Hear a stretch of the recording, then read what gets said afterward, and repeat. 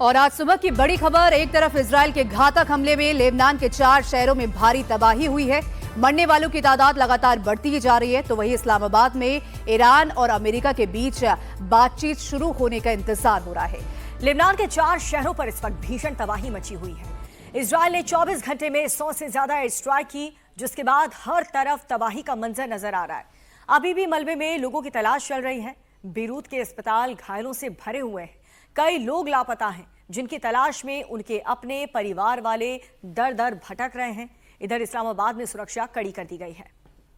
जिस इलाके में बातचीत हो रही है उसे रेड जोन घोषित कर दिया गया। वहीं इस्लामाबाद में 2 दिन के लिए लॉकडाउन जैसे हालात हैं। वहां पर स्कूल कॉलेजेस को बंद कर दिया गया, क्योंकि अमेरिका और साथ ही ईरान की वहां पे बातचीत होगी। और इस जंग का आगे क्या हाल होगा वो भी यहाँ आज जो है इसके नतीजा भी सामने आ जाएगा। और बड़ी खबर, लेबनान में भारी तबाही के बीच इजरायली हमले में मरने वालों की संख्या बढ़ चुकी है, बढ़कर के 303 हो गई, जबकि 1150 से ज्यादा लोग अभी भी घायल हैं। इसके साथ ही लोगों को मलबे से निकालने का काम जारी है। बेरूत और टायर शहर में रेस्क्यू टीमें दिन रात मलबे में लोगों को तलाश रही हैं। अस्पताल फुल हो चुके हैं। तो ये तस्वीर आपको दिखा रहे हैं रेस्क्यू ऑपरेशन की, क्योंकि इजराइल डिफेंस फोर्स लगातार लेबनान पर हमले कर रहे हैं। हालांकि अमेरिका की तरफ से सीज फायर का ऐलान किया गया, लेकिन यहां पर शांति कम और बम बारूद मिसाइल ज्यादा सुनाई दे रहे हैं। और आप देखिए मलबे से लोगों को निकालने का काम जारी है। बताया जा रहा है कि लेबनान के जो अस्पताल हैं वो घायलों से भर चुके हैं। कई लोगों की जो अभी बॉडीज हैं वो भी नहीं बरामद हुई है। परिवार वाले दर दर की ठोकरें खा रहे हैं। लोगों को ढूंढने का काम यहाँ पर किया जा रहा है। और इजराइल की तरफ से ये ऐलान कर दिया गया है कि हम तब तक लेबनान पर यूं ही हमला करते रहेंगे जब तक हिजबुल्लाह कमजोर नहीं हो जाता और इजराइल पर हमले करना बंद नहीं कर देता।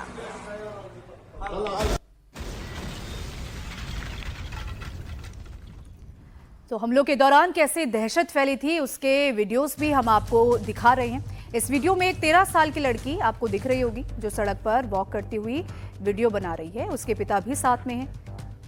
और अचानक तेज आवाज के साथ धमाका होता है और लड़की चीखने लगती है, चिल्लाने लगती है। तभी एक धमाका उसके बेहद पास होता है और उसके पिता उसे बिल्डिंग के अंदर खींच लेते हैं। लड़की धमाकों से बुरी तरह से घबराकर रोने लगती है।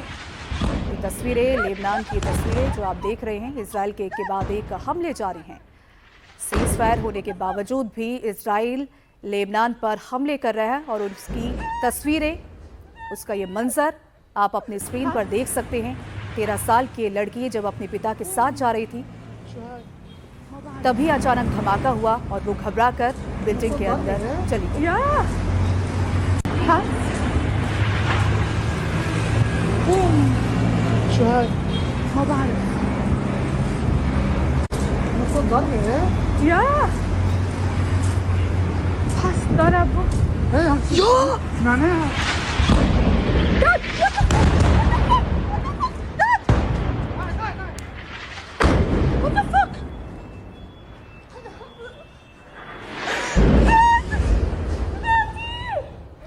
और चलिए आपको लेबनान के गांव किफू की तस्वीर हम दिखाते हैं। ये सीसीटीवी की तस्वीर है।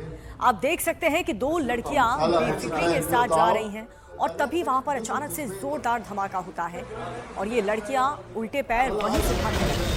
धमाका कितना भीषण था वो इन तस्वीरों में आप देख सकते हैं और बखूबी अंदाजा भी लगा सकते हैं। सीज फायर के बाद शांति नहीं, सिर्फ और सिर्फ धमाकों की गूंज सुनाई दे रही है, क्योंकि इजराइल डिफेंस फोर्स लगातार लेबनान पर अटैक कर रहा है, क्योंकि उसका मकसद यही है कि हिजबुल्लाह को कमजोर किया जाए। क्योंकि लगातार इस पूरे युद्ध में लेबनान में हिजबुल्लाह ने ईरान का साथ दिया, मिडिल ईस्ट में तबाही मचाई और इजराइल के भी कई शहरों पर हमले किए।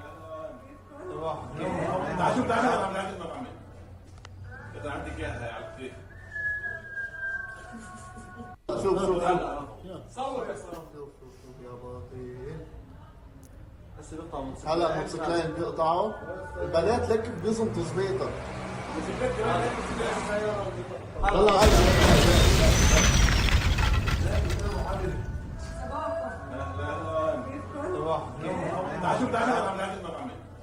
شوف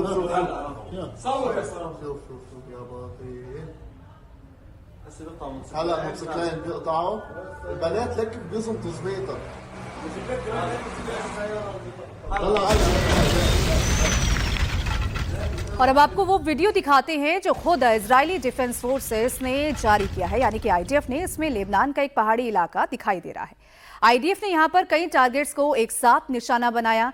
आईडीएफ का दावा यह है कि हिजबुल्लाह का हथियार डिपो था। यहां पर भारी तादाद में हथियार रखे हुए थे। यहां पर हथियारों के साथ साथ विस्फोटक, रॉकेट लॉन्चर्स और ग्रेनेड्स रखे हुए थे।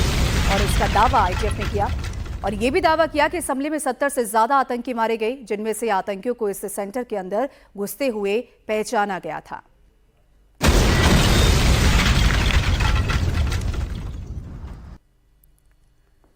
तो इजरायल की तरफ से ये वीडियो रिलीज किया गया है और बताया जा रहा है कि टारगेट करके इससे अंजाम दिया गया है। और आप देख सकते हैं कि ये पूरा जंगल से भरा पहाड़ी इलाका है और इजरायल ये दावा कर रहा है कि यहाँ पर कई आतंकवादियों को जाते हुए देखा था, उन्हें छिपे हुए देखा था और इसीलिए टारगेटेड अटैक यहाँ पर इजरायल की सेना ने किया है और कई आतंकवादियों को मार गिराया है। इन सबके बीच एक और बड़ी खबर, इजरायली हमले से सबसे ज्यादा नुकसान दक्षिणी लेबनान में हुआ है। यहां पर लीटन नदी पर बने 6 पुलों को इजरायली एयरफोर्स ने तबाह कर दिया। आरोप लगाया कि हिजबुल्लाह इन पुलों का इस्तेमाल अपने हथियार लाने के लिए कर रहा था, जिसे इजरायल को निशाना बनाया जाता है। बर्बादी की ये तस्वीर आप देख सकते हैं। एक भी मकान यहां पर नहीं बचा है। हर तरफ मलबा आपको नजर आएगा। सबके सब खंडर में तब्दील हो चुके हैं। ये इतना इंपॉर्टेंट लोकेशन हिजबुल्लाह के लिए, लेबनान के लिए, क्योंकि यहीं से वो हथियारों की जो सप्लाई है वो करता था, उन हथियारों की सप्लाई जिस पर इजरायल ये दावा कर रहा है कि इजरायल में हमले करने के लिए किए जा रहे थे।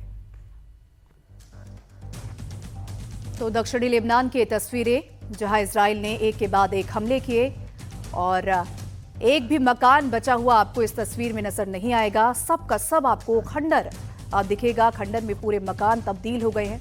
ये वही रास्ता है जहां से हिजबुल्लाह अपने विस्फोटक, अपने हथियार लेकर जाता था। इजरायल की तरफ से दावा किया गया है और उन्हीं हथियारों का इस्तेमाल करके इजरायल पर अटैक करता था। अब इजरायल ने उन्हीं हथियारों को ले जाने वाले पुल को ही तबाह कर दिया। और अब बड़ी खबर, हिजबुल्लाह ने आज सुबह इजरायल पर मिसाइल दागी है। ये मिसाइल इजरायल के सैनिक ठिकानों को निशाना बनाकर दागी गई। इजरायल के कारमेई में हिजबुल्लाह ने यह हमला किया है। तो हिजबुल्लाह भी अब पलटवार करता हुआ नजर आ रहा है, क्योंकि सीज फायर के बाद जब इजरायल नहीं माना, इजरायल ने कहा कि ये सीज फायर की बात जो है वो लेबनान पर नहीं बैठती। हम सीज फायर लेबनान के साथ बिल्कुल नहीं करेंगे। अब ऐसे में इजरायल एक के बाद एक लेबनान पर हमला कर रहा था, लेकिन अब हिजबुल्लाह ने भी पलटवार किया और इजरायल के कारमेई में हिजबुल्लाह ने ताबड़तोड़ हमले किए। और आज सुबह की बड़ी खबर, अमेरिका और ईरान के बीच बातचीत को लेकर के इस्लामाबाद में भले ही तैयारियां पूरी कर ली गई हैं, लेकिन दोनों देशों के बीच कई तरह की बयानबाजियों ने आशंकाएं भी पैदा कर दी हैं। इस बीच खबर यह है कि अमेरिका को ईरान की तरफ से एक नया प्रस्ताव मिला है, जिसके आधार पर अगले राउंड की बातचीत होगी। ट्रंप ने इसे एक व्यावहारिक आधार बताया है। बताया जा रहा है कि तेहरान ने परमाणु संवर्धन, मिडिल ईस्ट से अमेरिकी सैनिकों की वापसी और साथ ही युद्ध में नुकसान के मुआवजे को लेकर के अपनी मांगों में थोड़ी सी नरमी बरती है। हालांकि ईरान का कहना है कि किसी भी युद्ध विराम में लेबनान को शामिल किया जाना चाहिए, लेकिन इजरायल ने साफ इनकार कर दिया है और हिजबुल्लाह को निरस्त्र करने के लिए लेबनानी सरकार के साथ सीधी बातचीत का आदेश यहां पे दिया है। इस बीच कल अमेरिका और ईरान के बीच होने वाली बातचीत के लिए इस्लामाबाद में सुरक्षा के कड़े इंतजाम किए गए हैं। इस्लामाबाद में 2 दिन की छुट्टियों का भी ऐलान कर दिया गया और जिन होटल्स में ये डेलीगेशन ठहरेंगे उस रेड जोन उसे घोषित कर दिया गया और रेड जोन को सील एक तरीके से कर दिया गया है।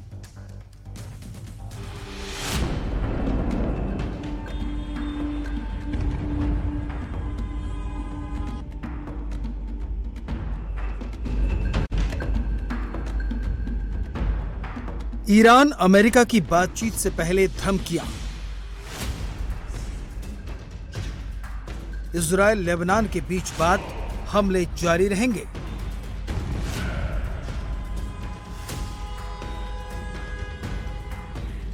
इस्लामाबाद में बातचीत से पहले किसने लगाया ग्रहण? 28 फरवरी से शुरू हुई जंग 40 दिन बाद थमी है। अमेरिका और ईरान के प्रतिनिधि बातचीत के लिए इस्लामाबाद पहुंच रहे हैं। अमेरिका की तरफ से उपराष्ट्रपति जेडी वांस डेलीगेशन को लीड कर रहे हैं, जबकि टीम में मिडिल ईस्ट के विशेष दूत स्टीव विटकॉफ और डोनाल्ड ट्रंप के दामाद जेरेड कुशनर भी शामिल हैं। वहीं ईरान की तरफ से विदेश मंत्री सैयद अब्बास अरागची का शामिल होना पक्का है। उनके साथ ईरान के नेशनल असेंबली के स्पीकर मोहम्मद बागैर गलीबाफ शामिल होंगे। बातचीत से पहले विश्वास का माहौल पैदा नहीं हो पाया है। खासतौर पर यूरेनियम एनरिचमेंट की शर्त को लेकर भी ईरान और अमेरिका के दावों में कंफ्यूजन है। ट्रंप का दावा है कि अमेरिका ईरान का एनरिच्ड यूरेनियम जब्त करेगा। वहीं ईरान साफ कर चुका है कि यूरेनियम पर उसके अधिकार को कोई नहीं रोक सकता। लेकिन जेडी वेंस को अच्छी बातचीत की उम्मीद है। He said that there are a few points of disagreement before the negotiation. Well, that must mean that there's a lot of points of agreement because there's a 15-point plan floating around. There's a 10-point plan floating around. If he's frustrated about 3 issues, that actually means that there's a lot of agreement. That's point number 1. Point number 2, to respond to each of those issues, and I read it very closely, let me just say this.